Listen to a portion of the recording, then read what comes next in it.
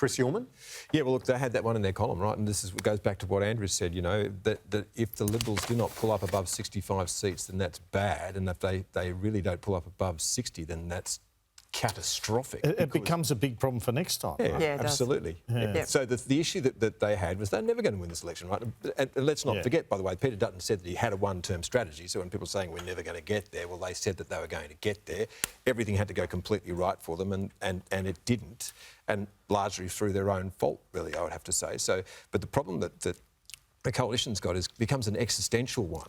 It becomes a Western Australia, South Australia, Victoria, ACT problem where they will never be in a position again to govern if they're not. And so we look at the national primary vote. See, this is the issue, right? The Labor Party is going backwards, but the coalition is also going backwards. Yes. And I know people say wait for more of the vote. You start going backwards in the middle of the night. So, you know, and again, wait till 10 o'clock. There's always this new bar we have to hurdle. Things will change. It'll turn around later in the vote.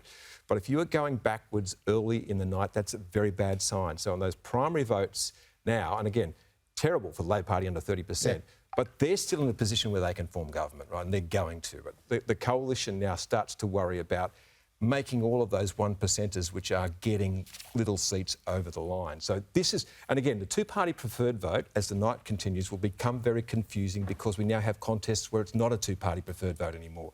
So let's keep an eye on the primary vote. If you're going backwards on your primary vote compared to the last election, you are not winning. But that's why you need 52, 53 from majority for the reasons you're talking about in the two-party preferred. You can't get there with 51 anymore. Let's have a look at a few other seats. I want to look at... what was it, Mitchell? We were looking at this one. Have a look at this. There's a big swing against one of the former Liberal ministers. Alex Hawke, I think it's about 6.7 or something like that early, but very, very small count. But there's movement against him. Some numbers there that are that counts too small. Worth watching. Yeah, it is small, but it is also surprising. It's substantial. We'll just keep an eye on it. Gorton too. There's some pre-polls coming in Gorton. This is one of those seats, 10% are Labor's way. Lib's 45, Labor at 38.